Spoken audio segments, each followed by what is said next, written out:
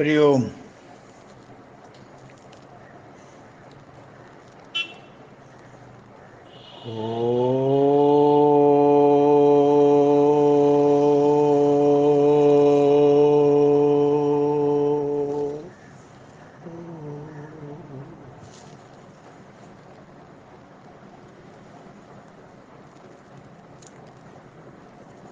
ओम सहनाववतु सहनौ भुनक्तु सह वीर्यं करवावहै तेजस्विनावधीतमस्तु मा विद्विषावहै।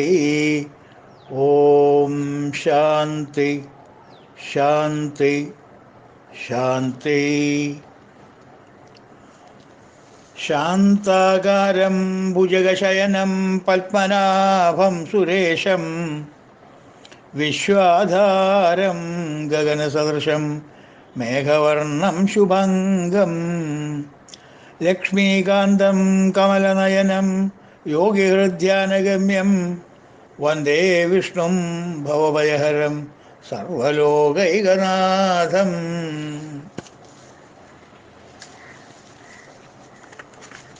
ഇന്ന് നമ്മൾ 61 62 61 62 സുധന്വാഖണ്ഡ പരശോർ ധാരണോ ദ്രവിണപ്രദ ദിവാസ്പൃക് സർവദൃക് വ്യാസോ വാചസ്പതിരയോ നിജ ത്രിസാമാ സാമഗ സാമ നിർവാണം ഭേഷജംഭിഷക് സന്യാസകൃശ്ചമശാന്തോ നിഷ്ഠാശാന്തി പരായണ.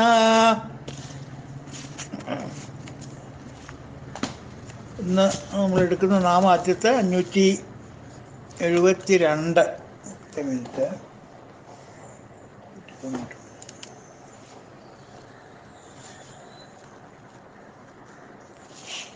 572 നാമാണെന്ന്. സർവദൃക് വ്യാസ ആണ് നാം. സർവദൃക് വ്യാസ സമസ്ത ജ്ഞാനത്തിൻ്റെ ഇരിപ്പിടവും വ്യാഖ്യാതാവും. ജ്ഞാനവുമാണ് ആ ജ്ഞാനത്തിൻ്റെ കമൻറ്റേറ്ററുമാണ്, വ്യാഖ്യാതാവുമാണ്.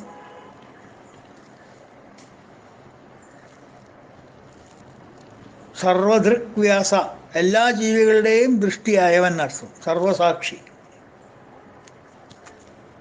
സർവ ഋക് വ്യാസ വേദങ്ങൾ പകുത്ത വേദവ്യാസൻ. ഋക്ക് എന്ന് വെച്ചെങ്കിൽ വേദനർത്ഥം, വേദങ്ങൾ. അപ്പോൾ വേദങ്ങൾ പകുത്ത വേദവ്യാസം, അങ്ങനെയുള്ള അർത്ഥങ്ങളൊക്കെയാണ് ഈ നാമത്തിനുള്ളത്. അത് നമുക്കൊന്ന് നോക്കാം. ഈ ജ്ഞാനത്തിൻ്റെ മൂർത്തീകരണം കളങ്കത്തിൻ്റെ സ്പർശമില്ലായ്മ, ഏറ്റവും നിർമ്മലപരമായ പദാർത്ഥജ്ഞാനമാകുന്ന സുപ്രീം നോളജ്, ആ സ്വരൂപത്തോടു കൂടി അവനാണ് ഭഗവാൻ എന്നുണ്ടെങ്കിലും സുപ്രീം നോളജ്, കളങ്കമില്ല, സ്പോട്ട്ലെസ്, സ്റ്റെയിൻലെസ്, വിരജം, വിശുദ്ധം, പരമാർത്ഥം, സുപ്രീം നോളജ്. ഇതൊക്കെയാണെങ്കിൽ പോലും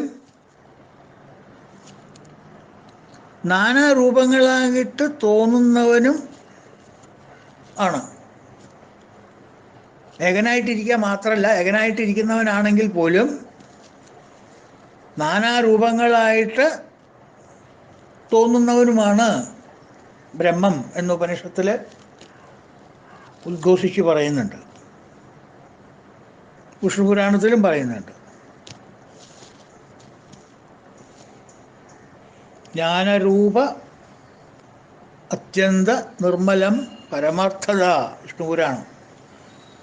ജ്ഞാനസ്വരൂപം, ജ്ഞാനസ്വരൂപമാണ്, ഓൾ നോളജ്.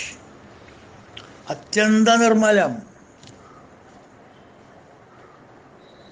Primarily pure. അത്യന്ത നിർമ്മലം, പരമാർത്ഥത, പരമമായിട്ടുള്ള അർത്ഥം, ദ ഫൈനൽ നോളജ്. തമേവാർത്ഥസ്വരൂപേണ വിവിധമായിട്ടുള്ള അർത്ഥങ്ങൾ, വിവിധമായിട്ടുള്ള രൂപങ്ങൾ, സ്വരൂപങ്ങൾ കാണപ്പെടുന്നുവെന്ന് ഭ്രാന്തി ദർശന തത്സ്ഥിതം. അങ്ങനെയാണ് കാണുന്നത്. ഭ്രാന്തി ദർശന, ഭ്രാന്തി. മായാവീവ വിജൃംഭയത്യപി മഹായോഗി സ്വസ്വേച്ഛയ. മായയായിട്ട് കാണുന്നു, സത്യമാണെന്ന് തോന്നുന്നു, സത്യമല്ല, അത് മിഥ്യയാണ്. അപ്പം മിഥ്യയായിട്ട് കാണപ്പെടുന്ന, കാണിച്ചു കൊടുക്കാനുള്ള കഴിവ് ഭഗവാനുണ്ട്. അതാണ് ബ്രഹ്മം എന്ന് പറയുന്നത്. അതുകൊണ്ടാണ് സമസ്ത ജ്ഞാനങ്ങളുടെ ഇരിപ്പിടവും അതിൻ്റെ വ്യാഖ്യാതാവും എന്നൊക്കെ പറയാൻ കാരണം. സർവദൃക് വ്യാസ. ജീവികൾക്ക്, നമ്മളെപ്പോലുള്ള ജീവികൾക്ക്, നമ്മൾ ഈ പുറമേ കാണുന്ന മാംസചക്ഷുക്കൾ, for example naked eye, flesh and blood ഉള്ള ഐസ്, മാംസ ചക്ഷുക്കളാണ് ഈ കണ്ണുകൾ, അല്ലേ? അത് തുറന്നു നോക്കിയാൽ അറിയാം അതിൻ്റെ ഉള്ളിൽ എന്താണെന്നുള്ളത്. അത് വെറും ജഡമാണ്. It is just purely a matter.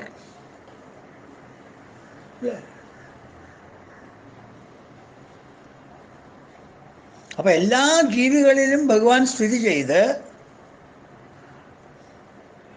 ഈ ജഡ നേത്രത്തിനുള്ള കാഴ്ച ശക്തി നൽകി ഒരു ഉപാധിയുമില്ലാതെ ഭഗവാൻ എല്ലാം നേരിട്ട് കാണുന്നു. അപ്പം എല്ലാ ജീവികളുടെയും ദൃഷ്ടിയായതിനാൽ ഭഗവാൻ സർവദൃക്. ഭഗവാന്റെ അംശം തന്നെയല്ലേ നിന്നിലല്ല, നിങ്ങളിലുള്ള അംശം തന്നെയല്ലേ എന്നിലുള്ളത്, എന്നിൽ അംശം തന്നെയല്ലേ അവരിലുള്ളത്. എല്ലാവരിലും ഭഗവാന്റെ അംശമാണ്. ക്ഷേത്രജ്ഞം ചാഭിമാം വിദ്ധി സർവക്ഷേത്രേഷു ഭാരത. അപ്പോൾ ഞാൻ എന്ന തത്വം എല്ലാവരിലും ഇരുന്നു കൊണ്ട് അതാത് ആളുകളുടെ ചക്ഷുസ്സിന് കാണാൻ പവറുള്ള, അല്ലെങ്കിൽ അവർ കാണാൻ ഉദ്ദേശിക്കുന്ന സാധനങ്ങൾ ഞാൻ കാണുന്നു. ഞാൻ കണ്ടിട്ടാണ് അവർ കാണുന്നത്. അപ്പം ഞാൻ എന്ന് പറയുന്ന പദാർത്ഥം നിങ്ങളുടെ എല്ലാവരുടെയും കാഴ്ചക്കാരനാണ്. സർവദൃക് വ്യാസ, എല്ലാ ജീവികളുടെയും ദൃഷ്ടിയായവൻ അർത്ഥം. സർവദൃക് വ്യാസ. വ്യാസ എന്നവിടെ വരാൻ കാരണം ഭഗവാൻ വേദവ്യാസൻ്റെ രൂപം കൈക്കൊണ്ട് പരാശര മുനിയുടെ പുത്രനായിട്ട് പരന്ന ഒന്നായി കിടക്കുന്ന, പണ്ടൊരു സമുദ്രം പോലെ കിടന്നിരുന്ന വേദം ആദ്യം തന്നെ അത് 4 ആക്കി തിരിച്ചു. First method of classification. അതിങ്ങനെ ഒരു പസഫിക് സമുദ്രം പോലെ, അറ്റ്ലാന്റിക് സമുദ്രം പോലെ അങ്ങനെ കിടന്നിരുന്നതാണ് വേദങ്ങൾ. കാരണം ഭഗവാന്റെ ശ്വാസോച്ഛ്വാസമല്ലേ, അത് അവിടുന്ന് ക്ലാസിഫൈ ചെയ്തിട്ടൊന്നുമല്ല വരുന്നത്. അതിങ്ങനെ ഒരു അപാരമായ സമുദ്രം പോലെ ജ്ഞാനം ഇങ്ങനെ കിടന്നിരുന്നു. അങ്ങനെ ഒരു മാസ് ഓഫ് നോളജ്. എന്താ കാര്യം? ആർക്കാ കാര്യം? അതാത് ആൾക്കാർക്ക് വേണ്ട സൗകര്യങ്ങൾ അതാത് രീതിയിൽ നിന്ന് അവിടുന്ന് കിട്ടണ്ട. അല്ലാണ്ട് ചെറിയൊരു കാര്യത്തിന് വേണ്ടി സമുദ്രം മുഴുവൻ മുങ്ങി തപ്പാൻ പറ്റുമോ? ഇവിടെ മുങ്ങിയാൽ കിട്ടും എനിക്ക് ആവശ്യമുള്ളത്, അല്ലെങ്കിൽ അത് ഇവിടെ മുങ്ങിയാൽ മതി, ഈ സെക്കൻഡ് പാർട്ടിൽ മുങ്ങിയാൽ മതി, അല്ലെങ്കിൽ ഇവിടെ മുങ്ങണ്ട, ഫോർത്ത് പാർട്ടിൽ ചെന്ന് മുങ്ങ്, അങ്ങനെയൊക്കെ പറയണമെങ്കിൽ ക്ലാസിഫൈ ചെയ്യേണ്ട ജ്ഞാനത്തിന്. ബ്രാഞ്ചസ് ഓഫ് നോളജാക്കി വിടണ്ടേ. അങ്ങനെ ആദ്യം 4 പകുത്തു വ്യാസൻ. പിന്നെ അതിനെ അനേകം ശാഖകളാക്കി. പിന്നെ ലോക നന്മയ്ക്ക് വേണ്ടി പല രൂപത്തിലാക്കിപ്പെട്ടു. ക്ലാസിഫിക്കേഷൻ വളരെ വളരെ പ്രധാനമല്ലേ ലോകത്തിൽ? എല്ലാ ട്രാൻസാക്ഷനും ക്ലാസിഫിക്കേഷൻ പ്രധാനമല്ലേ? ഒരു വകതിരിവ് വേണ്ടേ?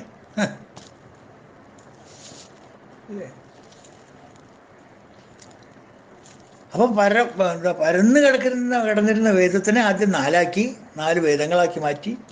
ഓരോ വേദങ്ങളിലും അതിൻ്റെ ബ്രാഞ്ചസാക്കി.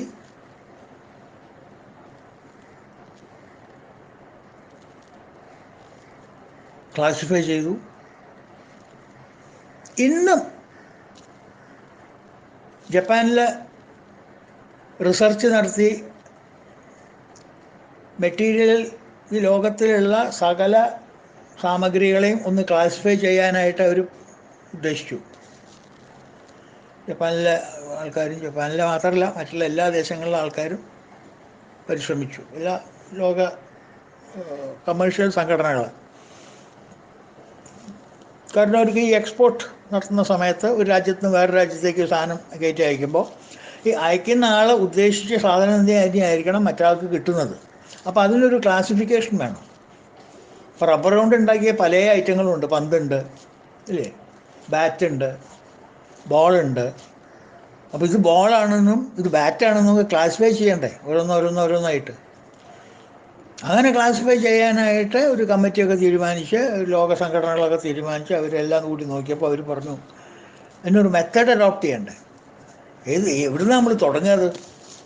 അവർ റിസർച്ച് ചെയ്തിട്ട് അവരെല്ലാവരും കൂടി ഏകകണ്ഠമായിട്ടൊരു അഭിപ്രായം എടുത്തു.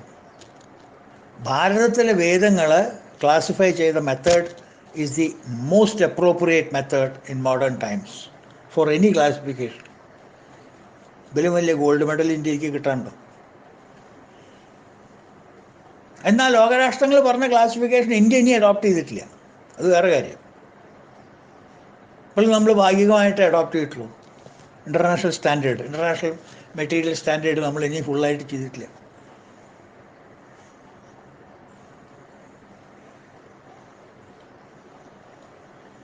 Harmonised code of classification. പറഞ്ഞു വന്നത് എന്താ വെച്ചാൽ, ഇത്രയും എന്താ പറയുക, ജ്ഞാനഭണ്ഡാരം ഒരു വലിയ സമുദ്രം പോലെ കിടന്നത് ഭഗവാൻ പരാശര മുനിയുടെ മകനായിട്ട് അവതരിച്ച്, പുത്രനായിട്ട് അവതരിച്ച്, വേദവ്യാസനായി അവതരിച്ച് അതിനെ നാലാക്കി പകുത്തു. അതിൽ പിന്നെ പല ഭാഗങ്ങളാക്കി ക്ലാസിഫൈ ചെയ്തു. അങ്ങനെ വേദവിഭാഗം ചെയ്യുവാൻ ഭഗവാൻ സ്വയം അവതരിച്ച്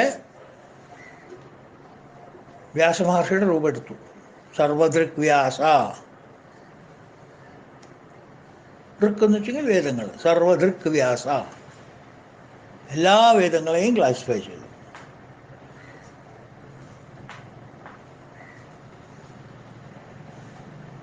ഇപ്പോഴത്തെ മന്വന്തരം എന്ന് വെച്ചാൽ അറിയാലോ, ടൈം ബിറ്റ്വീൻ ടു മനൂസ്, അത് ബ്രഹ്മാവിൻ്റെ ഒരു ദിവസമാണ്, ഒരു ഡേ.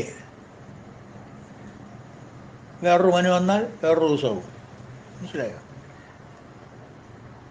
ഒരു ഡേ മീൻസ് ഡേ, നൈറ്റല്ല. നൈറ്റും ഡേ ആണെങ്കിൽ 2 മനു വേണം.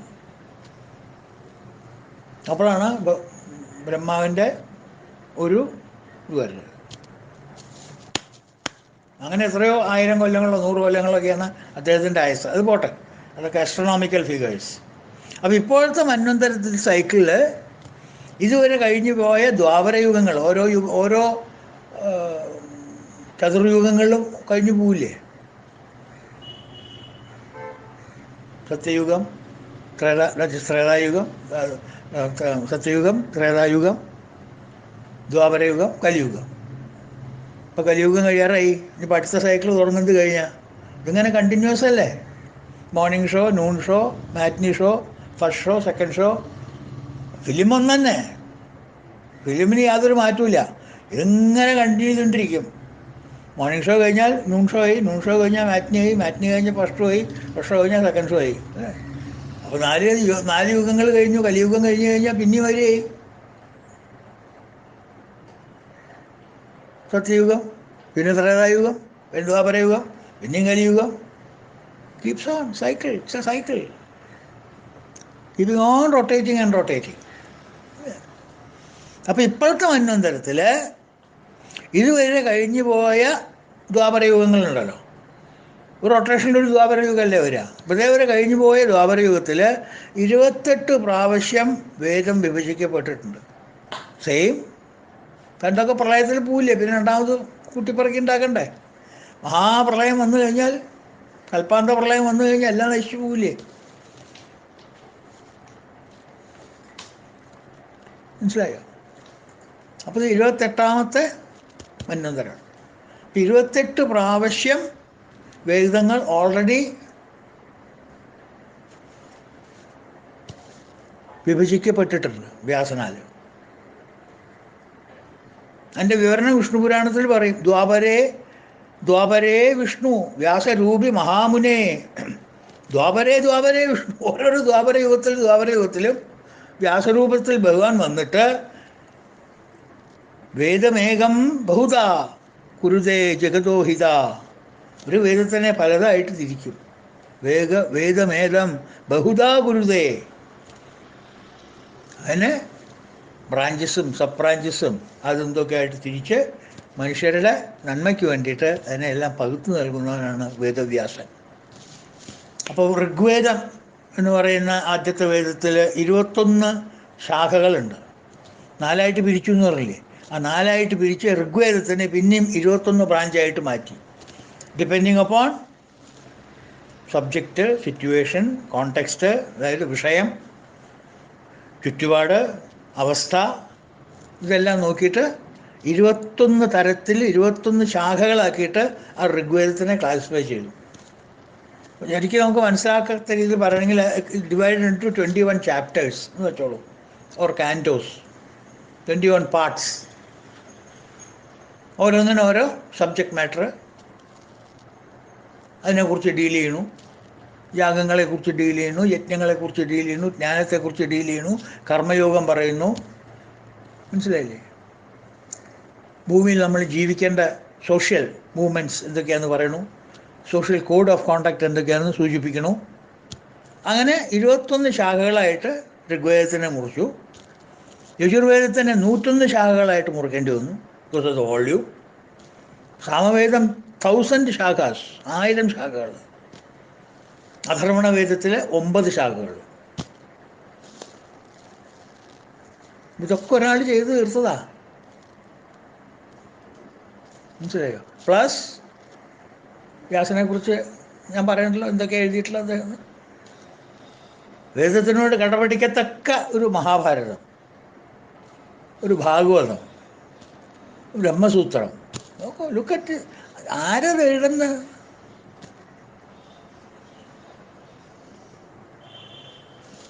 കൃഷ്ണായ വാസുദേവായ അല്ലേ, വ്യാസൻ തന്നെ. വ്യാസായ വിഷ്ണുരൂപായ വ്യാസരൂപായ വിഷ്ണവേ നമോ വൈബ്രഹ്മനിതയെ വസിഷ്ഠായ നമോ നമ. വ്യാസൻ തന്നെയാണ് വിഷ്ണു, വിഷ്ണു തന്നെയാണ് വ്യാസൻ.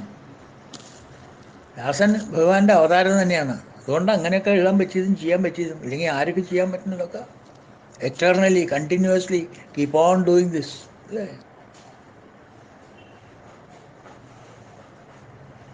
അതുകൊണ്ട് അതാണ് സർവധൃക് വ്യാസ എന്ന് പറയുന്നത്. വ്യാസൻ വേദങ്ങൾ പകുത്ത് കൊണ്ട്, വ്യാസൻ ഭഗവാന്റെ അവതാരമായതുകൊണ്ട് സർവധൃക് വ്യാസ. അവിടെ വരുമ്പോൾ സർവ ഋക് വ്യാസ, ഋക്ക് വേദങ്ങൾ, സർവഋക് വ്യാസ. എല്ലാ വേദങ്ങളും ഭഗവാൻ ടച്ച് ചെയ്ത് നമ്മളുടെ അനുകൂലമായിട്ട് നമ്മൾക്ക് ഉപയോഗപ്രദമായിട്ടുള്ള ക്ലാസിഫിക്കേഷൻസ് നടത്തി നമ്മുടെ മുമ്പിൽ സമക്ഷം വെച്ചു. അതിന് അനുസൃതമായിട്ട് പിന്നെയും ആൾക്കാർക്ക് മനസ്സിലാകത്തക്ക രീതിയിൽ ആവാനായിട്ട് അതിന് വ്യാഖ്യാനങ്ങളെ പോലെ എഴുതി 18 പുരാണങ്ങൾ എഴുതി, അതിന് ഉപപുരാണങ്ങൾ എഴുതി. ആലോചിച്ച് നോക്കൂ. Knowledge in its pure form വേദം ആദ്യം ഉണ്ടായപ്പോഴായിരുന്നു. സമുദ്രം പോലെ കിടന്നില്ലേ, അതാണ് പ്യുവർ നോളജ്. അതിനെ പിന്നെ ജനങ്ങൾക്ക് മനസ്സിലാകത്തക്ക രീതിയിൽ, ആദ്യം ഇൻ്റലക്ച്വൽസിന് മനസ്സിലാക്കത്തക്ക രീതിയിൽ ഇങ്ങനെ ഈ പറഞ്ഞ പോലെ വ്യാസൻ വിഭജിച്ചിട്ടു, 4ആക്കി വിഭജിച്ചു. ഋഗ്വേദം, യജുർവേദം, സാമവേദം, അഥർവവേദം എന്ന് 4ആക്കി. പിന്നെ ഓരോ വേദത്തിലെ ഋഗ്വേദത്തിന് 21, യജുർവേദത്തിന് 101, സാമവേദത്തിന് 1000, ഒരു അഥർവവേദത്തിന് 9 ഭാഗങ്ങളാക്കി ചാപ്റ്റർ വൈസ് ആക്കി തിരിച്ചിട്ടു. അപ്പോൾ ഇൻ്റലക്ച്വൽസിന് മനസ്സിലായി, ബുദ്ധിതലം വികസിച്ചവർക്ക് മനസ്സിലായി. പക്ഷേ അവർ മാത്രമല്ലോ ലോകത്തുള്ളൂ, സാധാരണക്കാരും ഇല്ലേ, ആം ആദ്മീസും ഇല്ലേ. അവർക്ക് മനസ്സിലാക്കാനായിട്ട് ഈ വേദങ്ങളിൽ പറഞ്ഞിരിക്കുന്ന അതേ തത്വങ്ങൾ തന്നെ കഥാരൂപത്തിൽ, മുത്തശ്ശി കഥാരൂപത്തിൽ പുരാണങ്ങളായിട്ട് വിറ്റു. മഹാശയന്മാരം മുനിമാറനുവേലം ബ്രഹ്മനിശ്ചലധ്യാനം നിർത്തി വിശ്രമിക്കുമ്പോൾ നന്മയിൽ കവിതയാമും ദേവിയുമായി ചെയ്ത നർമ്മസല്ലാപങ്ങളെ നിങ്ങൾക്ക് നമസ്കാരം. പുരാണങ്ങൾക്ക് നമസ്കാരം എന്ന് പറയുന്നു വെള്ളത്തോട്. അപ്പോൾ മഹർഷിമാർ അവരുടെ ധ്യാനം which is there primary objective of life അത് വിട്ട് ഇടയ്ക്കൊന്നും ഇങ്ങനെ വിശ്രമിക്കാൻ വരില്ല. ആ വിശ്രമിക്കുന്ന സമയത്ത് സരസ്വതി ദേവിയായിട്ട് ചെയ്തിട്ടുള്ള നർമ്മസല്ലാപങ്ങളാണ്. വേറെ ഒരു തമാശ വരില്ല, നേരം പോക്ക് പറയലാണ്. അതും മനുഷ്യന്മാർക്ക് ഉപകാരമായി വരട്ടെ എന്നുള്ള നേരം പോക്കാണ്. അല്ലാണ്ട് കുശുമ്പും കുനിട്ടും പറയലല്ല നേരം പോക്ക്. നേരം പോക്ക് പറയുന്നതാണെങ്കിൽ പോലും അവർ നേരം പോക്കൊക്കെ എങ്ങനത്തെ ആയിരുന്നു? നമുക്ക് നേർബുദ്ധി കാണിച്ചു തരാനായിരുന്നു. സാധാരണക്കാർക്ക് നേർബുദ്ധി കാണിച്ചു തരാനുള്ള നേരം പോക്കായിരുന്നു അവരുടെ. നന്മയിൽ കവിതയാം ദേവിയുമായി ചെയ്ത നർമ്മസല്ലാപങ്ങളെ നിങ്ങൾക്കു നമസ്കാരം. അപ്പം അതാണ് ആ നാമത്തിൻ്റെ സിഗ്നിഫിക്കൻസ്. സർവദൃക്വ്യാസ. ഓക്കെ. അടുത്ത നാമം 573 വാചസ്പതി അയോനിജ. വാചസ്പതി വിദ്യകളുടെ നാഥൻ, വാക്കുകളുടെ നാഥൻ. അയോനിജ ജനനമില്ലാത്തവൻ. രണ്ടും നമ്മൾ കണ്ട നാമങ്ങളാണ്. വളരെ വിപുലമായിട്ട് നമ്മൾ ഡിസ്കസ് ചെയ്തിട്ടുണ്ട്. വാചസ്പതി ഉദാരതി എന്നൊക്കെ വായിച്ചിട്ടുണ്ട് നമ്മൾ.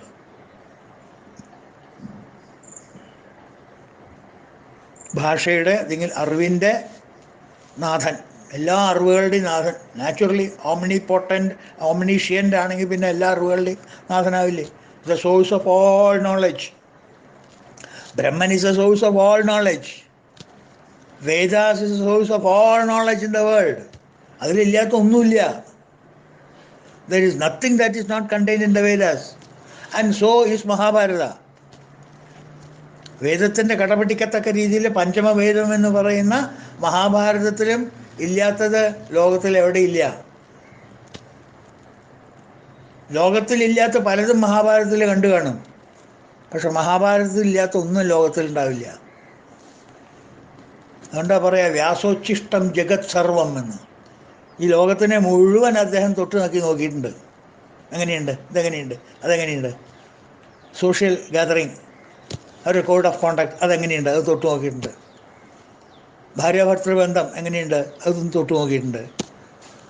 ഭ്രാതൃബന്ധം, ഏട്ടനും അനിയനും സഹോദരന്മാരായിട്ട് അങ്ങനെ ബന്ധം വേണം, അച്ഛനും അമ്മയായിട്ട് അങ്ങനെ ബന്ധം വേണം, അച്ഛനും മക്കളുമായിട്ട് അങ്ങനെ ബന്ധം വേണം, സമാജവും ഞാനുമായിട്ട് അങ്ങനെ ബന്ധം വേണം, സമാജത്തിൽ ഞാൻ എങ്ങനെ ബിഹേവ് ചെയ്യണം.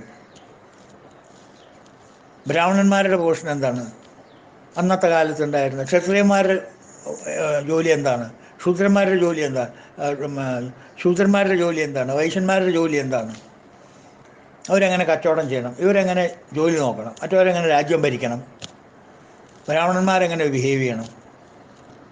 ഇതൊക്കെ കാര്യങ്ങളെല്ലാം വളരെ സ്പഷ്ടമായിട്ട് പറഞ്ഞിട്ടുണ്ട്. അപ്പോൾ ലോകത്തിലുള്ള എല്ലാം അതിലുണ്ട്. അപ്പോൾ ഭഗവാൻ തീർച്ചയായിട്ടും is the omniscient, all knowing. ഒന്ന് സങ്കല്പിച്ച് നോക്കൂ, എല്ലാ നോളജും, put all the knowledge under your imagination. History, geography, biology, botany, trigonometry, algebra, എന്താ പറയുക, ജോമെട്രി, എല്ലാം, medical science, Ayurveda, Unani, homeo, എല്ലാം കൂട്ടിക്കോളും. Every possible knowledge you can think of is available in Vedas, which is a product of Bhagavan, and therefore Bhagavan is all powerful, all knowledgeable. Vajaspadi, അതിൻ്റെ പതിയാണ്. അയോനിജ is not born, a phenomena. അതൊരു തത്വമാണ്. അത് പ്രസവിച്ചു വന്നതല്ല, അമ്മ പ്രസവിച്ചു വന്നതല്ല ബ്രഹ്മം. ബ്രഹ്മത്തിന് അമ്മയില്ല, അച്ഛനുമില്ല. അൺബോൺ, സ്വയംഭൂ. മനസ്സിലായില്ലേ? അതാണ് വാചസ്പതി അയോനിജ.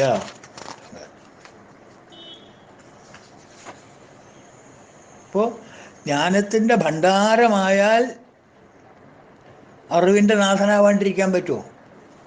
വാചസ്പതി എന്ന് പറഞ്ഞാൽ എന്താ തെറ്റ്? ഓംനിഷ്യൻ്റ്.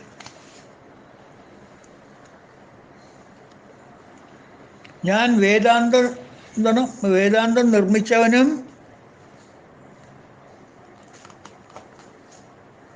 അതറിഞ്ഞവനുമാകുന്നു എന്നാണ് ഭഗവാൻ പറയുന്നത്. Vedanta is produced by me. Veda is produced by me. It is coming from me. എന്നിൽ നിന്ന് വരുന്നതാണ് വേദങ്ങൾ. ഞാനാണ് അത് നിർമ്മിച്ചിരിക്കുന്നത്. എൻ്റെ ഒരു പ്രൊഡക്റ്റാണ് വേദങ്ങൾ. അത് അറിഞ്ഞവനുമാകുന്നു. വെറുതെ അറിയാണ്ട് പ്രൊഡ്യൂസ് ചെയ്ത് വിട്ടാൽ എനിക്കറിയാം വേദം എന്താണെന്ന്. എനിക്ക് നല്ലപോലെ അറിയാം. എനിക്ക് ആ തിരിച്ചറിവുണ്ട്. വേദങ്ങൾ ഞാൻ സൃഷ്ടിച്ചതാണെന്നും ആ സൃഷ്ടിച്ച വേദങ്ങളിൽ എന്താണെന്നും എനിക്ക് നല്ലപോലെ അറിയാം. 15-ാം അധ്യായത്തിൽ ഭഗവാൻ പറഞ്ഞിട്ടില്ലേ? സർവസ്യ ചാഹം ഹൃദി സന്നിവിഷ്ട മത്തസ്മൃതിജ്ഞാനമപോഹനം ച വേദൈശ്ച സർവൈ അഹമേവ വേദ്യോ വേദാന്തകൃദ്വേദ വിദേഹ ചാഹം. സർവസ്യ ചാഹം സന്നിവിഷ്ട മൃത്യുസ്മൃതിർ ജ്ഞാനം അപോഹനം ച. മനുഷ്യനുള്ള ഓർമ്മശക്തി ഞാനാണ്. ഓർമ്മശക്തി മീൻസ് നോളജ്, അറിവ്. മറപ്പിക്കുന്നത് ഞാനാണ്. ഓർമ്മ കെടുത്തുന്നത് ഞാനാണ്.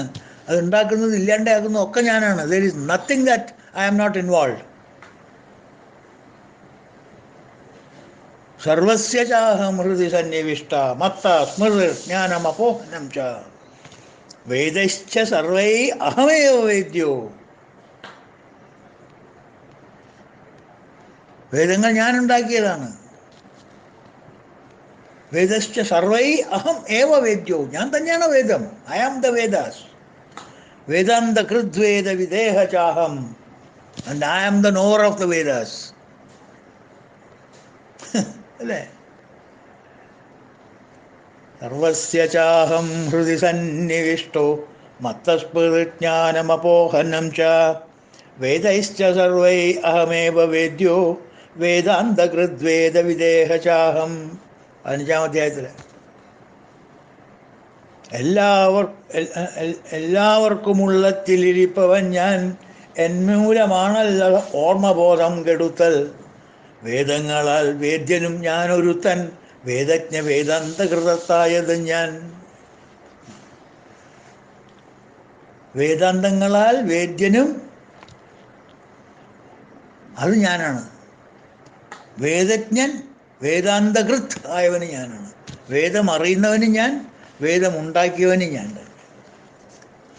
ഇതൊക്കെ ഭഗവാന്റെ ഡിക്ലറേഷൻസാണ്, നമ്മൾ പറയണതല്ല, നമ്മുടെ അഭിപ്രായമല്ല. ഇതെല്ലാം ഭഗവാന്റെ അഭിപ്രായങ്ങളാണ്. ഭഗവാന്റെ അഭിപ്രായം പറയണതാരാ? ഈ വേദം പകുത്തിരിക്കുന്ന ആളെന്നെ, വേദവ്യാസൻ തന്നെ. മഹാഭാരതത്തിലുള്ളതല്ലേ ഭഗവത്ഗീത. അപ്പോൾ ഭഗവത്ഗീതയിൽ പറയുന്ന വ്യാസനല്ലേ പറയണത്. അത് ആധികാരത്തിന് വേണ്ടിയിട്ട് ഭഗവാനെ കൊണ്ട് പറയിപ്പിക്കണു. നോക്കൂ എന്തൊരു തന്ത്ര. നമ്മൾ പറഞ്ഞ ആരും കേൾക്കില്ലയോ, ഭഗവാനെ കൊണ്ട് തന്നെ പറയിപ്പിക്കാം. നോക്കൂ, ലുക്ക് അറ്റ് ദാറ്റ്. വേദശ്ച സർവൈഹമേവ വേദ്യോ വേദാന്തകൃദ്വേദ വിദേഹ ചിത്തം.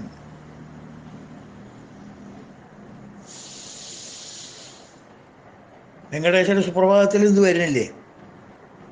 വേദാന്ത വേദ്യ നിജ വൈഭവ ഭക്ത ഭോഗ്യ അല്ലേ? ലക്ഷ്മീ നിവാസ നിരവധ്യ ഗുണൈക സിന്ധോ സംസാരസാഗര സമുത്തരണേക സേതോ വേദാന്ത വേദ്യ നിജ വൈഭവ ഭക്ത ഭോഗ്യ ശ്രീ വെങ്കടേശ ശരണം ശരണം പ്രപദ്യേ. വേദാന്ത വേദ്യ നിജ വൈഭവ ഭക്ത ഭോഗ്യ. വേദാന്ത വേദ്യനാണ് ഞാൻ. വേദാന്തങ്ങൾ അറിഞ്ഞവനാണ് ഞാൻ. I am the knower of all Vedas.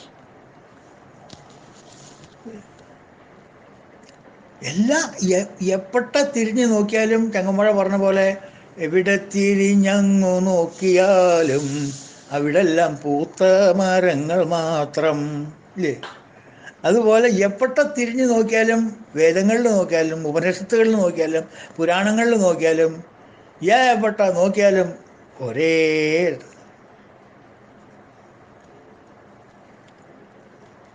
ആരാണോ ബ്രഹ്മാവിനെ ആദ്യം സൃഷ്ടിച്ചത്, ഉപനിഷത്തുകാരൻ പറയാണ്, കുട്ടികളോട് പറഞ്ഞു കൊടുക്കുകയാണ്, ശിഷ്യന്മാർക്ക്. ആരാണോ ബ്രഹ്മാവിനെ ആദ്യം സൃഷ്ടിച്ചത്, ആരാണോ ആ ബ്രഹ്മാവിനെ സൃഷ്ടിക്കപ്പെട്ട ബ്രഹ്മാവിന് സൃഷ്ടികർമ്മം ചെയ്യിപ്പിക്കാനായിട്ട്, സൃഷ്ടിജ്ഞാനം നൽകാനായി വേദങ്ങളെ പ്രകാശിപ്പിച്ചത്, നോക്കൂ, ആദ്യം തന്നെ ബ്രഹ്മാവിനൊരു പോസ്റ്റ് ക്രിയേറ്റ് ചെയ്തു. അതിലേക്ക് സ്കിൽഡ് ആയിട്ടൊരാളെ എടുത്തു. The post of Brahma is created. The post of Brahma is filled. What for? He has got a job. അങ്ങോട്ടൊരു പണി കൊടുത്തു. എന്താ? സൃഷ്ടി. അപ്പോൾ സൃഷ്ടികർത്താവ് ബ്രഹ്മത്തിൽ നിന്ന് ബ്രഹ്മാവായി മാറി. അയാൾ വേപ്പിട്ട് നോക്കി, ഞാൻ ഇപ്പം എന്താ ചെയ്യുക? എന്ത് സൃഷ്ടിക്കണം? ഏത് സൃഷ്ടിക്കണം? അതെങ്ങനെയാണ് സൃഷ്ടിക്കുക? ഇതെങ്ങനെയാണ് ഉണ്ടാക്കുക? Okay, I give you a manual of creation. പിടിച്ചോ?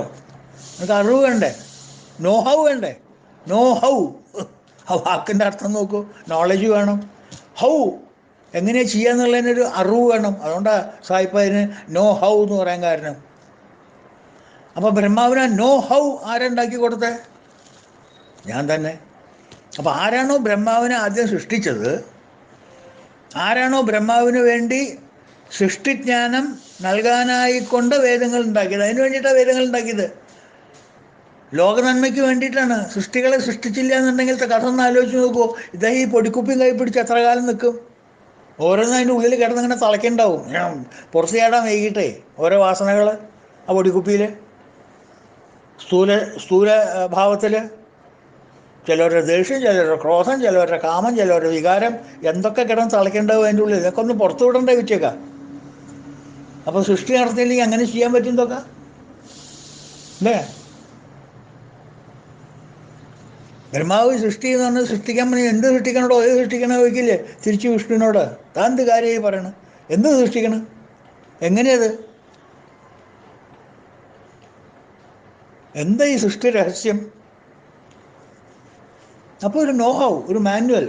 അത് ഏത് ഓഫീസിലും അങ്ങനെയല്ലേ? ഒരു പുതിയതായിട്ടൊരാൾ ജോലിക്ക് ഒരു തസ്തികയിൽ ചെല്ലുമ്പോൾ ആ തസ്തികയുടെ ജോലി എന്താണെന്നും അതിൻ്റെ ആ വർക്കിംഗ് മാനുവൽ എന്താണെന്നും അതിൻ്റെ ജോബ് കണ്ടൻറ്റ് എന്താണെന്നും അതിന് ചെയ്യേണ്ട കാര്യങ്ങൾ എന്താണെന്നൊക്കെ വിശദമായിട്ട് പറഞ്ഞു കൊടുത്തൊരു മാനുവൽ കൈ കൊടുക്കില്ലേ ജോലിക്ക് ജോയിൻ ചെയ്യണ സമയത്ത്? മറ്റുള്ള ഇൻഫ്രാസ്ട്രക്ചറൊക്കെ നേടിയാക്കി ഒരു സെക്രട്ടറിയെ വെച്ച് മേശയും കസാലയൊക്കെ കൊടുത്തിരുത്തി റൂം AC ഒക്കെ കണ്ടവണൊക്കെ ഇട്ടിട്ട് എല്ലാം കൊടുത്തതിന് ശേഷം this is your job from tomorrow onwards and this is your manual, working manual. ഇതാ പിടിച്ചോ, 4 വേദങ്ങൾ.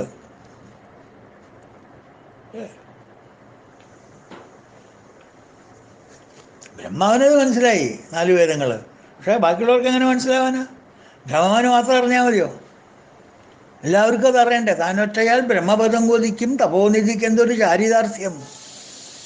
അപ്പോൾ വ്യാസം വിചാരിച്ചു ഇങ്ങനെ ഇയാൾ മാത്രം അറിഞ്ഞാൽ പോരാ, അതെല്ലാവർക്കും അറിയണ്ടേ? ആ സ്ഥാപനത്തിൽ പണിയെടുക്കുന്ന എല്ലാവർക്കും, നാളെ സൃഷ്ടിക്കപ്പെട്ട എല്ലാവർക്കും എന്താണ് ഈ സൃഷ്ടിയുടെ രഹസ്യം? ബ്രഹ്മാവ് എന്ത് പ്ലാൻ ഇട്ടിട്ടാണ് സൃഷ്ടിച്ചിരിക്കുന്നത്? എന്താണ് ബ്രഹ്മാവിൻ്റെ പ്ലാൻ ഓഫ് ആക്ഷൻ എന്നാൽ സൃഷ്ടിക്കപ്പെട്ടവർക്ക് എല്ലാവർക്കും അറിയണ്ടേ? അത് ബ്രഹ്മാവിന് മനസ്സിലായ പോലെ മറ്റുള്ളവർക്ക് എല്ലാവർക്കും മനസ്സിലാവില്ലല്ലോ. അതുകൊണ്ട് വേദവ്യാസൻ വന്നു, പകുത്തു, ക്ലാസിഫൈ ചെയ്തു, ഡിമാർക്കേറ്റ് ചെയ്തു, ചാപ്റ്ററാക്കി. അല്ലേ? എന്ത് രസകരം ആലോചിച്ച് നോക്കിയല്ലേ? അപ്പോൾ ആരാണോ ബ്രഹ്മാവിനെ, ഞാൻ നേരത്തെ പറഞ്ഞത് ബ്രഹ്മാവിനെ സൃഷ്ടിച്ചത് ആരാണോ, ആ സൃഷ്ടി നടത്തിയിട്ട് ബ്രഹ്മാവിനെ സൃഷ്ടിക്കാൻ വേണ്ടി കർമ്മങ്ങൾ ഏൽപ്പിച്ചപ്പോൾ അദ്ദേഹത്തിന് വേണ്ടിയിട്ട് വേദങ്ങൾ ഉണ്ടാക്കിയത് ആരാണോ അവനാണ് അത് എന്ന് കുട്ടികളോട് പറഞ്ഞു കൊടുക്കുകയാണ് ശ്വേതേശ്വരോപനിഷത്തിൽ. യോ ബ്രഹ്മാണാം വിദധാതിപൂർവം, യോ ബ്രഹ്മാണാം വിദധാതിപൂർവം, ആദ്യം സൃഷ്ടിച്ചത് ബ്രഹ്മാവിനെയാണ്. ആരാണോ? യോ whoever he be, he who ബ്രഹ്മാണാം വിദധാതിപൂർവം, പൂർവം ബ്രഹ്മാവിനെ സൃഷ്ടിച്ചത് ആരാണോ? യോ വേദവേദശ്ച, ആരാണോ വേദങ്ങൾ പ്രഹിണോതി തസ്മൈ, അങ്ങോർക്ക് അറിയാനായിക്കൊണ്ട് തസ്മൈ സൃഷ്ടിച്ചതാരാണോ ആ ആളാണ് ബ്രഹ്മാവ്, ബ്രഹ്മം എന്ന് പറഞ്ഞു കൊടുക്കണം ശ്വേതേശ്വരോപനിഷത്തിൽ. അപ്പോൾ നോക്കൂ, ഉപനിഷത്തുകളിൽ അതന്നെയാണ് പറയുന്നത്, വേദങ്ങളിൽ അതന്നെയാണ് പറയുന്നത്. വാചസ്പതി ഉദാരതി എന്നുള്ള നാമമാണ് നമ്മളിപ്പോഴും രണ്ടാമത് കാണുന്നത്. വാചസ്പതി അയോനിജ, അയോനിജ മീൻസ് ജന്മമില്ലാത്തവൻ, ജന്മരാഹിത്യമുള്ളവൻ എന്നർത്ഥം. അൺബോൺ. ഓക്കെ. ത്രിസാമ,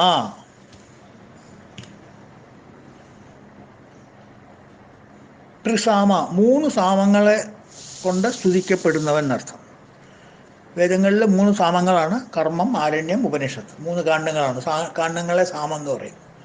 അപ്പം 3 സാമങ്ങൾ, 3 സാമങ്ങളെ കൊണ്ട് സ്തുതിക്കപ്പെടുന്നവൻ എന്നാൽ ഫുൾ വേദങ്ങളെ കൊണ്ട് സ്തുതിക്കപ്പെടുന്നവൻ എന്നർത്ഥം. കർമ്മം, കർമ്മകാന്ഡം, ആരണ്യകാന്ഡം, ഉപനിഷത്ത് കാണ്ഡം.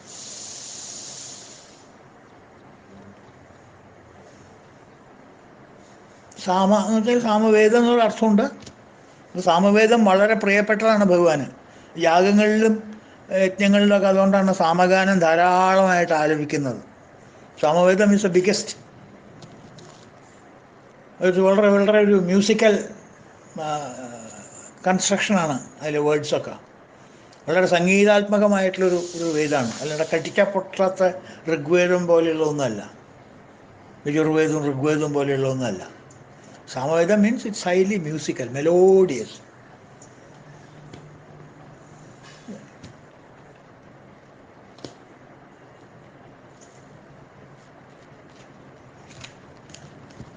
അല്ല ത്യാഗരാജ സ്വാമികൾ പാടുക: നാദ തനുമനിശം ശങ്കരം നമാമി മേ മനസാ ശിരസ. നാദ തനുമനീശം. അത് ശരീരം തന്നെ നാദാണല്ലോ. ഹോൾ ബോഡി ഈസ് നാദം. മോദകര നിഗമോത്തമ, മോദകര നിഗമോത്തമ സാമവേദസാരം വാരം വാരം. സാമവേദസാരം വാരം വാരം. നാദ തനുമനീശം. സാമവേദസാരം വാരം വാരം, അഗെയിൻ ആൻഡ് അഗെയിൻ. സാമവേദത്തിനെ കുറിച്ചാണ് ത്യാഗരാജസ്വാമി പറയണത്. മോദകര നിഗമോത്തമ, നിഗമങ്ങളിൽ വെച്ച് ഉത്തമമായിട്ടുള്ള സാമവേദസാരം വാരം വാരം.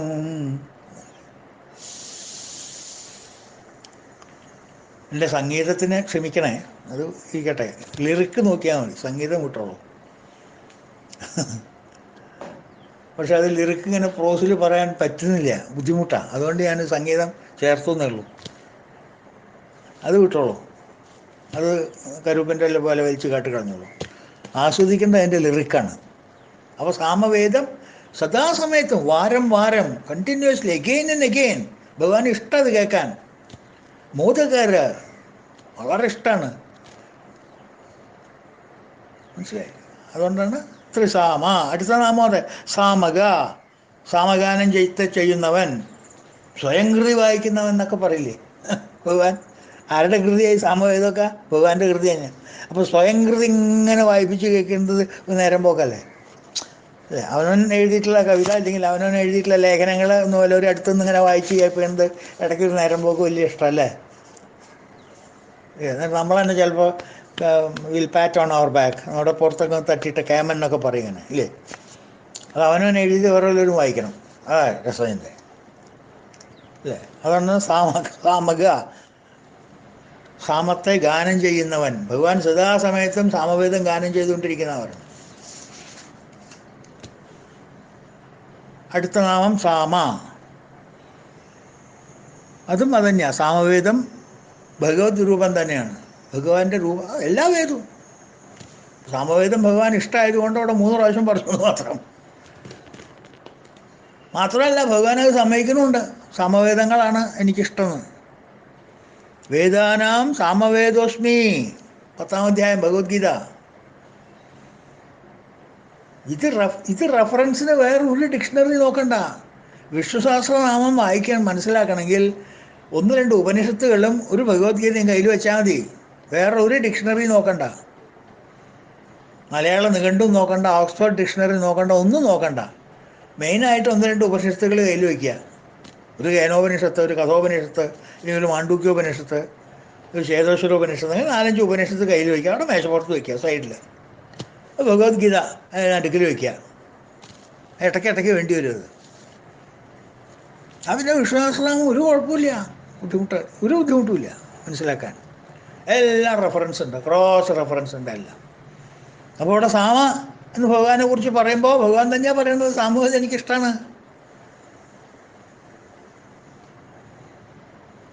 കേൾവിയേറിന മേൽപ്പത്തൂരിൻ വിഭക്തിയേക്കാളിയ പൂന്താനത്തിൻ ഭക്തിയാണ് എനിക്കിഷ്ടം എന്നുള്ളതെന്ന് വിളിച്ചു പറഞ്ഞില്ലേ.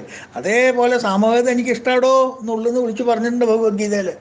വേദാനാം സാമവേദസ്മി, വേദങ്ങളിൽ ഞാൻ സാമവേദമാണ് എന്ന് സ്വയം ഭഗവാൻ പറഞ്ഞിട്ടുണ്ട്. മനസ്സിലായോ? അതാണ് സാമ. ഓക്കെ, അടുത്ത നാമം നിർവാണം. ഹൈ, നിർവാണം പിന്നെയും വന്നു കേട്ടോ. സർവപ്രകടനങ്ങളും ഉപശമിച്ച ഒരവസ്ഥ. എല്ലാ ഗമകളും കഴിഞ്ഞു, എല്ലാ പത്രാസും കഴിഞ്ഞു. ആവൂ, ഇനി ഒന്നുമില്ല. വെടിമരുന്നൊക്കെ കഴിഞ്ഞു അല്ലേ? നമ്മൾ 2 ദിവസം മുമ്പ് കണ്ടില്ലേ? കൃത്രിമ ഗുണ്ടുകൾ തീർന്നു പോം നേരത്ത് കത്തിച്ച പൂക്കുറ്റി കെട്ടേ പറ്റൂ. വാണം ഇനി എവിടെ പോവില്ല. നിർവാണം, നാമം തന്നെ ഇവിടെ വന്നിരിക്കണം. നിർവാണം ഇനി ഒന്നും മനസ്സിലില്ല. ശുദ്ധം, വിരജം വിശുദ്ധം. എല്ലാ വാസനകളും നശിച്ചു.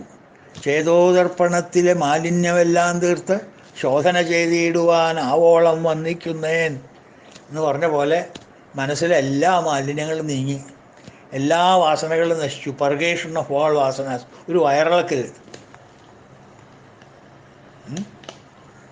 ഓണക്കണ്ണയോ അഴുപത്തിപ്പൊടിയോ എന്താ വെച്ചാൽ ചേർത്തിട്ടൊരു വയറിളക്കൽ, കടുക്ക കഷായം. മനസ്സിലായില്ലേ?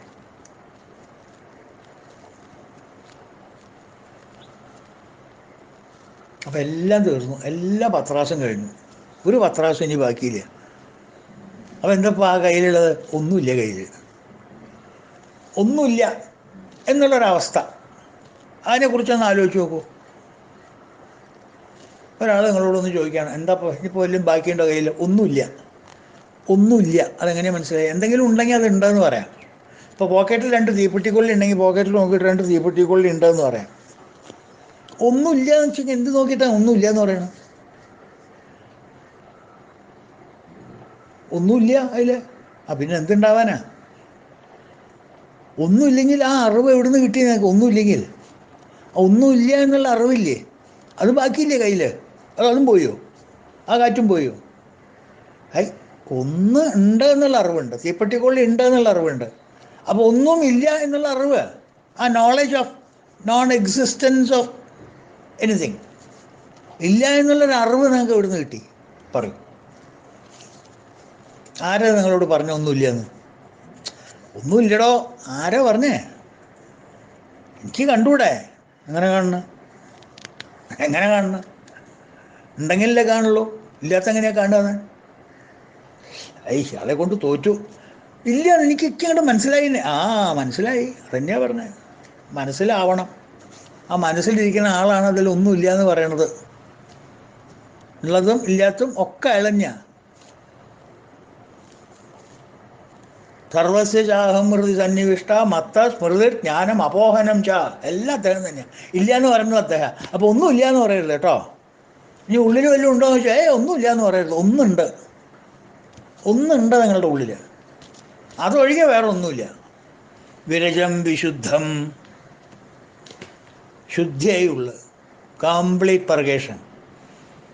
ഇനി ആ ഒരു ചൈതന്യ സ്വരൂപം മാത്രമേ ഉള്ളൂ. അതുകൊണ്ട് പുറത്തേക്ക് പോകാനുള്ള ഒരു വെടിമരുന്നുമില്ല. എല്ലാം തീർന്നു. ഒരു ഒച്ച ഉണ്ടാവില്ല, ശബ്ദം ഉണ്ടാവില്ല, ചീറ്റലുണ്ടാവില്ല, പോറ്റലുണ്ടാവില്ല, ഒന്നും ഉണ്ടാവില്ല. 8 നില മാളിക കെട്ടാൻ പറ്റില്ല, പൊട്ടാൻ പറ്റില്ല, ശബ്ദം ഉണ്ടാക്കാൻ പറ്റില്ല, ഒന്നും പറ്റില്ല. അപ്പോൾ ഒരു കംപ്ലീറ്റ് സ്റ്റേറ്റ് ഓഫ് എന്താ പറയുക, ഈഗോസെൻട്രിക് വാസനാലെസ്നെസ്. മനസ്സിലായോ അറിയില്ല? Egocentric desirelessness, egocentric thoughtlessness, egocentric actionlessness. ഒന്നും പറയാനുമില്ല, ഒന്നും ചെയ്യാനുമില്ല, ഒന്നുമില്ല. ഇനി ഒന്നും അറിയില്ല. ഞാൻ എല്ലാം അറിയുകയും ചെയ്യാം. ഒരു വിധമായിട്ടുള്ള റിപ്പൾഷൻസും ഇല്ല. ശ്വാസോച്ഛ്വാസം വിടുന്നത് മാത്രം. ഈഗോ സെൻട്രിക് ആയിട്ടുള്ള ഓരോ ആക്ടിവിറ്റി എൻ്റെ മനസ്സിലില്ല. ശ്വാസം വിടുന്നു, ഭക്ഷണം കഴിക്കുന്നു, ശരീരം പോഷിക്കുന്നു, പുറത്തേക്ക് പോകുന്നു, കാര്യങ്ങൾ ചെയ്യുന്നു. ഇതൊക്കെ ചെയ്യുന്നു എന്നല്ലാണ്ട്, ഇതൊക്കെ കർമ്മങ്ങൾ അതായത് ഇന്ദ്രിയങ്ങൾ ചെയ്യുന്നു എന്നല്ലാണ്ട് എനിക്കതിൽ യാതൊരു കൺസേണും ഇല്ല. That is my attitude. അതാണ് ഞാൻ പറഞ്ഞത്.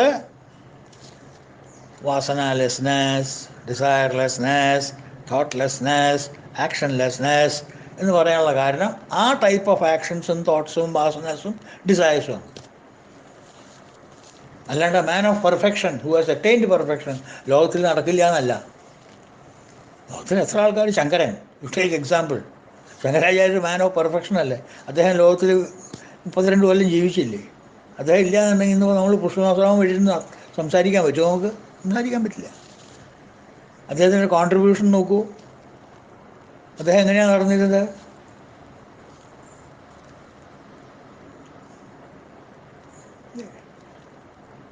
പത്ത് 20 ശ്ലോകം ഭഗവാൻ ഇതിനു വേണ്ടി ചെലവഴിച്ചിട്ടില്ല. 2-ാം അധ്യായത്തിൽ അർജുനൻ്റെ ചോദ്യത്തിന്. മാഷേ, ഞാൻ ഒരു കാര്യം ചോദിക്കട്ടെ, സ്ഥിതപ്രജ്ഞസ്യ കാ ഭാഷ സമാധി തസ്യ കേശവ? ഈ സ്ഥിതപ്രജ്ഞ എന്ന് പറഞ്ഞില്ലേ ഭഗവാനെ? ഭഗവാനല്ല, കൃഷ്ണ. ഓ, അയാളെങ്ങനെയാണ്, അയാളുടെ പെരുമാറ്റം എങ്ങനെയാണ് നടക്കുക, എങ്ങനെയാണ് ഇരിക്കുക, എന്തായാലും സംസാരിക്കുക? സ്ഥിതപ്രജ്ഞസ്യ കാ ഭാഷ സമാധി തസ്യ കേശവ? എങ്ങനെയാണ് ഇരിക്കുക? സമാധിയിലിരിക്കുക, സമാധി വെച്ചിരിക്കുക.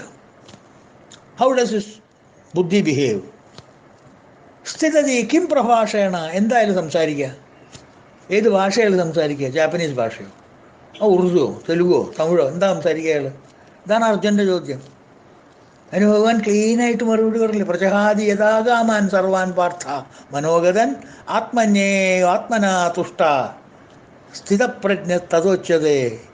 അവന് സന്തോഷിക്കാൻ യാതൊരു എക്സ്റ്റേണൽ ഫോഴ്സും വേണ്ട Arjuna.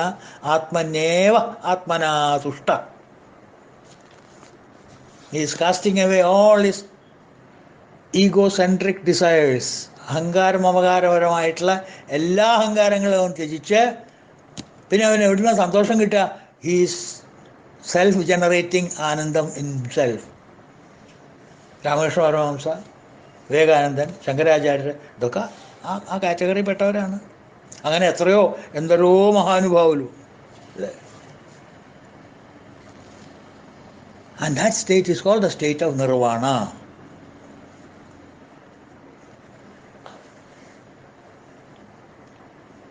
And that is it is beyond സ്വർഗം. ഈ സ്വർഗം എന്ന് പറയുന്നതൊക്കെ അതൊരു ലക്ഷ്യമല്ല. സ്വർഗം എന്ന് പറയുന്നത് ഒരിക്കലും ഒരു ലക്ഷ്യമല്ല. ഒരു വിശ്രമകേന്ദ്രം എന്ന് വേണം പറയാൻ. പക്ഷെ ചിലവർക്ക് അതിലാണ് കണ്ണ്, അത് മതി. പക്ഷെ അത് കഴിഞ്ഞിട്ട് എന്താണെന്നുള്ളത് ആൾക്കാർ മനസ്സിലാക്കുന്നില്ല. അത് കഴിഞ്ഞാൽ അതോടുകൂടി അങ്ങോട്ട് കഴിയോ ജന്മം? ഇല്ല. ക്ഷീണേ പുണ്യേ മർത്യലോകേ വിശന്തി. തിരിച്ചു പെട്ടെന്ന് തലകുത്തി വീഴും.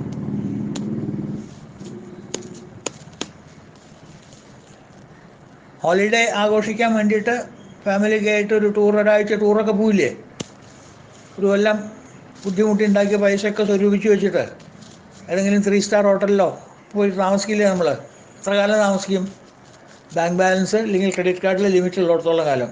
അത് കഴിഞ്ഞാലോ അവനപ്പം ചെക്കൗട്ട് നോട്ടീസ് വരും. പിന്നെ ഒരു ദിവസം അവിടെ നിൽക്കാൻ പറ്റില്ല നമുക്ക്. ക്ഷീണേ പുണ്യേ, നമ്മൾ ചെയ്തിട്ടുള്ള പുണ്യത്തിൻ്റെ ഫലം അനുസരിച്ചിരിക്കും. മീനിങ് കർമ്മഫലം അനുസരിച്ചിരിക്കും. നല്ല കർമ്മങ്ങൾ പലതും താൻ അറിയാണ്ട് ചെയ്തിട്ടുണ്ടാവും. പലപ്പോഴും അറിയാണ്ട് നമ്മൾ നല്ല കാര്യങ്ങൾ ചെയ്തിട്ടുണ്ട്. അതൊക്കെ അവിടെ കണക്കുണ്ട്, നമുക്കില്ലാന്നേ ഉള്ളൂ. നമുക്ക് ദുഷ്ടകാര്യങ്ങളുടെ ലിസ്റ്റ് കയ്യിലുള്ളൂ, നല്ല കാര്യങ്ങളുടെ ലിസ്റ്റ് നമ്മുടെ കയ്യിലില്ല. അവിടെ എല്ലാം കണക്ക് വെച്ചിട്ടുണ്ട്. അപ്പോൾ നല്ല കാര്യങ്ങൾ ചെയ്തതിൻ്റെ ഒക്കെ ലിസ്റ്റ് വെച്ച് നോക്കിയപ്പോൾ ആകെപ്പുറത്ത് നോക്കിയപ്പോൾ അയാൾക്ക് 1000 പോയിൻറ്റ്സ് ക്രെഡിറ്റ് കിട്ടിയിട്ടുണ്ട്. ഈ 1000 പോയിൻ്റ് ക്രെഡിറ്റ് കിട്ടിയതിന് ഇയാൾക്ക് ഒരാഴ്ച സ്വർഗത്തിൽ വന്ന് താമസിക്കാം. ദേവേന്ദ്രൻ്റെ കൂടെ ഡിന്നർ കഴിക്കാം. രംഭ, ഉർവശി, തിലോത്തമ ഒരു കാപ്പി ചായ കൊണ്ടുവരും.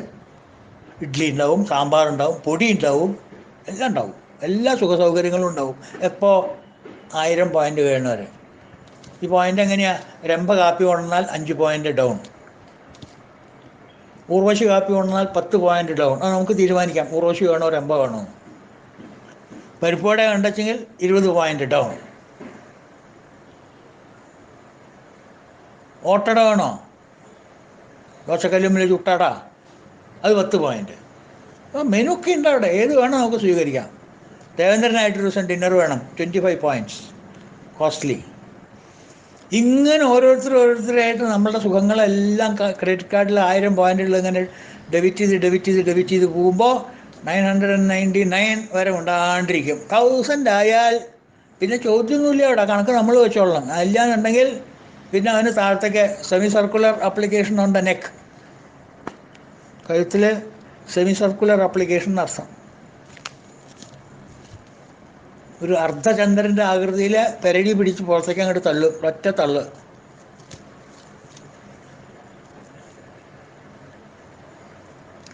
അത് നേരെ വന്ന് തല കുത്തി താഴത്തേക്ക് വീഴും. ക്ഷീണേ പുണ്യേ, നമ്മുടെ പുണ്യം ക്ഷീണിച്ചാൽ, മീനിങ് അവർ സേവിങ്സ് അല്ലെങ്കിൽ അവർ സർപ്ലസ് മണി കഴിഞ്ഞാൽ, പുണ്യം ചെയ്തിട്ടുള്ള ക്രെഡിറ്റ് കഴിഞ്ഞാൽ, ക്ഷീണേ പുണ്യേ പിന്നെന്താ ചെയ്യുക? മർത്യലോകേ വിശന്തി, തിരിച്ചു പെടന്നെ വരും. ഇനി അടുത്ത പോസ്റ്റ് എവിടേക്കാണെന്ന് അറിയാം. പിഗോ എലിഫൻറ്റോ സന്യാസിയായിട്ടാണോ പോകണം അറിയില്ല. ചിലപ്പോൾ സന്യാസം എടുത്ത് പോയിക്കൂടാന്നില്ല, ചിലപ്പോൾ മഹർഷിമാരായിട്ട് പോയിക്കൂടാന്നില്ല അടുത്ത ജന്മത്തിൽ. ഒന്നും നമുക്ക് പറയാൻ പറ്റില്ല. ചിലപ്പോൾ പട്ടിയാവും, ചിലപ്പോൾ പൂച്ചയാവും, ചിലപ്പോൾ പെരുന്താവും, ഒന്നും പറയാൻ പറ്റില്ല. പക്ഷേ അത് ഇവിടുന്ന് ഡിസൈഡ് ചെയ്യുക. ഹെഡ് ക്വാർട്ടേഴ്സ് ഇവിടെയാണ്. ഇവിടെ ഡിസൈഡ് ചെയ്തിട്ടേ ഇങ്ങോട്ട് പോവുള്ളൂ. അപ്പോൾ സ്വർഗം എന്ന് പറയണമെന്ന് വലിയ ഗോളൊന്നുമല്ല, അപവർഗം എന്ന് പറയുന്നതാണ് ഗോൾ. അപവർഗം ഈസ് മോക്ഷം, സ്വർഗം ഈസ് ട്രാൻസിറ്റ് ഫ്ലാറ്റ്. മനസ്സിലായില്ലേ? ബുദ്ധിയുള്ളവരുടെ ലക്ഷ്യം സ്വർഗമല്ല. അതുകൊണ്ടാണ് ലളിതാ സഹസ്രനാമത്തിലും പറയുന്നത് സ്വർഗാപവർഗത ശുദ്ധ, സ്വർഗവും അപവർഗവും ഞാനാണെന്ന് പറയാം ദേവി. എനിക്ക് സ്വർഗം കിട്ടാനും എൻ്റെ ഓക്കെ വേണം, അത് എൻകാഷ് ചെയ്യണ്ടേ, ആ പോയിന്റ് എൻകാഷ് ചെയ്യണ്ടേ, അതിന് ഞാൻ സൈൻ ചെയ്യണ്ടേ ഓക്കെ എന്ന് പറഞ്ഞിട്ട്. അപവർഗം കിട്ടാൻ, അപവർഗം മീൻസ് മോക്ഷം, നേരത്തെ പറഞ്ഞ നിർവാണ സ്റ്റേറ്റ്, ആ സ്റ്റേറ്റ് കിട്ടാനോ അതിന് ഞാൻ വേണം. അപ്പം ഞാൻ ആരാണ്? സ്വർഗ അപവർഗത ശുദ്ധ, ഐ ആം പ്യുവർ. എന്നെ പോലെ കളങ്കന്നിലില്ല, ഞാൻ ചതിക്കില്ല, ഞാൻ സത്യമേ പറയുള്ളൂ, ഞാൻ അറിവ് മാത്രമേ പറയുള്ളൂ, അറിവില്ലായ്മ ഞാൻ പറയില്ല, അറിയാത്ത കാര്യം ഞാൻ പറയില്ല, അറിയണ കാര്യം മാത്രം ഞാൻ പറയും, സത്യം മാത്രമേ ഞാൻ പറയുള്ളൂ. ഐ ആം ശുദ്ധ, ബിക്കോസ് ഐ ആം ശുദ്ധ, ഐ ആം പ്യുവർ. സ്വർഗാപവർഗത ശുദ്ധ ജപാപുഷ്പനിഭാകൃതി. ലളിതാ സഹസ്രനാമത്തിൽ ഇതന്നെയാണ് പറയണത്. അപവർഗത എന്ന് പറയുന്നത് എന്താ? State of nirvana. അതാണ് ഞാൻ പറഞ്ഞത്, ഇതെല്ലാം കണക്റ്റഡാണ്, വെൽ കണക്റ്റഡാണ്, കണക്റ്റഡ് ബൈ അണ്ടർഗ്രൗണ്ട്. നമുക്ക് കാണാൻ പറ്റില്ല. ഇവിടുത്തെ നാട്ടിലെ ഇലക്ട്രിസിറ്റി പോസ്റ്റ് പോലെ മുകളിൽ കൂടെ പോണ വയറൊന്നുമല്ല, ഒക്കെ അണ്ടർഗ്രൗണ്ട് വയറിങ്ങാണ്. ഭഗവത്ഗീത എന്താ പറയുക, പുരാണങ്ങൾ, വേദങ്ങൾ, ഉപനിഷത്തുകൾ, ലളിതാ സഹസ്രനാമം, അങ്ങനെയുള്ള എല്ലാം കണക്റ്റഡാണ്, ഒന്നിനോടൊന്ന് കണക്റ്റഡാണ്. ഈ സ്റ്റേറ്റ്സിലില്ലേ ഒരു ഫോറസ്റ്റ് സിക്യൂറിയൻ ട്രീ കേട്ടിട്ടുണ്ടോ? സിക്യൂറിയൻ ട്രീ വലിയ മര, ഇത്രയോ അടി പൊക്കത്തുള്ള മരങ്ങളാണ്, കാണാൻ ഭയങ്കര അത്ഭുതമാണ്. ഞങ്ങൾ പോയിട്ടുണ്ട് അവിടെ. പക്ഷെ അതിൻ്റെ വേര് താഴത്തേക്ക് അധികം ഇല്ല, വെരി ഡീപ്പ് റൂട്ടഡ് അല്ല അത്. പക്ഷേ 100 വർഷം കണക്കൊക്കെ നിൽക്കണ മരങ്ങളാണ്, ഒരു കേടും വരില്ല, ഒരു കാറ്റ് ഒന്നും അതിനെ അനക്കാൻ പറ്റില്ല, അതിൻ്റെ വേരധികം താഴത്തേക്ക് പോവില്ല, ഡീപ്പ് റൂട്ടഡ് അല്ല. എന്താ അതിൻ്റെ എക്കുമത്ത്? ആ മരങ്ങളുടെ വേര് ഹോറിസോണ്ടലായിട്ട് ട്രാവൽ ചെയ്തിട്ട് അടുത്ത് അങ്ങനെയുള്ള മരങ്ങളുണ്ടെങ്കിൽ അതിൻ്റെ വേരും ഇതുമായിട്ട് ഒരു കൂട്ടിക്കെട്ടൽ നടത്തും, കൂട്ടിപ്പണച്ചിൽ. ആ സ്ട്രെങ്തിൻ്റെ മുകളിലാണ് ഈ മരങ്ങളൊക്കെ നിൽക്കുന്നത്. അങ്ങനൊരു പ്രക്രിയയാണ് വിഷ്ണു സഹസ്രനാമത്തിൽ അണ്ടർഗ്രൗണ്ട് കൂടെ പോണത്, മറ്റുള്ള ഗ്രന്ഥങ്ങളെല്ലാം ടച്ച് ചെയ്തിട്ട്. അതുകൊണ്ട് മറ്റുള്ള ഗ്രന്ഥങ്ങളിൽ റെഫറൻസ് വരുമ്പോൾ അത് പറയാതിരിക്കാൻ പറ്റില്ല. നിങ്ങൾക്ക് എത്ര ബോറടിച്ചാലും അത് പറഞ്ഞേ പറ്റൂ. അതുകൊണ്ടാണ് ഇടയ്ക്ക് ലളിത സഹസ്രനാമം ചാടി വരും പുറത്തേക്ക്, ചിലപ്പോൾ ഭഗവത്ഗീത ചാടി വരും, ചിലപ്പോൾ ഉപനിഷത്തുകൾ ചാടി വരും, ചിലപ്പോൾ നമ്മുടെ നാടൻ കവിതകളുടെ സ്വരൂപം സ്വഭാവമൊക്കെ പുറത്തേക്ക് വന്നു വരും. ഇതൊക്കെ നിവർത്തിയില്ല, ഇതൊന്നും വേണച്ചിട്ടല്ല ഞാൻ പറയുന്നത്. പക്ഷേ വരികയാണ്, നവമൽ എന്ത് ചെയ്യും? മനസ്സിലായില്ലേ? അപ്പോൾ ഞാനീ വിഷ്ണു സഹസ്രനാമത്തിൻ്റെ പ്രാധാന്യം ഒന്ന് ഊന്നി പറയാമെന്ന് മാത്രം. നമ്മളിപ്പോൾ ഏതായാലും ഇപ്പോൾ 577 ശ്ലോകം വരെ എത്തിയില്ലേ, പകുതി കടന്നില്ലേ, പകുതി കടന്നു. ഇനിയിപ്പോൾ നിർത്തിയില്ല, ഇനി പിന്നാക്കം ചാടാൻ പറ്റില്ല. ഒരു കിണർ ചാടാൻ പുറപ്പെട്ട പകുതി ചാടിയിട്ട് അയ്യോ ഇനിയിപ്പോൾ ഞാൻ ഇടില്ല, ഞങ്ങളുടെ പിന്നാക്കം പോകുമെന്ന് പറയാൻ പറ്റില്ലല്ലോ. ഇതിപ്പോൾ 1000 എണ്ണം കഴിഞ്ഞല്ലേ പറ്റുള്ളൂ. അപ്പം ഞാൻ ഇടയ്ക്കിടയ്ക്ക് അതിൻ്റെ മഹാത്മ്യം ഒന്ന് വീണ്ടും നിങ്ങളെ ഓർമ്മിപ്പിക്കാനും എനിക്ക് സ്വയം ഒന്ന് ഓർമ്മ വരുത്താനും അതിനൊരു പ്രചോദനം കിട്ടാനും വേണ്ടിയിട്ടാണ് ഞാനീ പറയേണ്ടത്. അപ്പോൾ നിങ്ങൾക്ക് ഉപകാരമാണ്, എനിക്ക് ഉപകാരമാണ്. മനസ്സിലായില്ലേ? ശരി. അപ്പോൾ നിർവാണം എന്നുള്ള നാമം കഴിഞ്ഞ് അടുത്ത നാമം നമുക്ക് നാളെ കാണാം. അതുവരെ എല്ലാവർക്കും ഹരി ഓം. ഓം പൂർണ്ണമദ പൂർണ്ണമിദം പൂർണ്ണാത് പൂർണ്ണമുദച്യതേ പൂർണ്ണസ്യ പൂർണ്ണമാദായ പൂർണ്ണമേവാവശിഷ്യതേ. ഓം ശാന്തി ശാന്തി ശാന്തി. ഹരി ഓം തത്സത്. ഓം ശ്രീ ഗുരുഭ്യോ നമഃ. കൃഷ്ണ, ഗുരുവായൂരപ്പ ഭഗവാനെ രക്ഷിക്കണേ.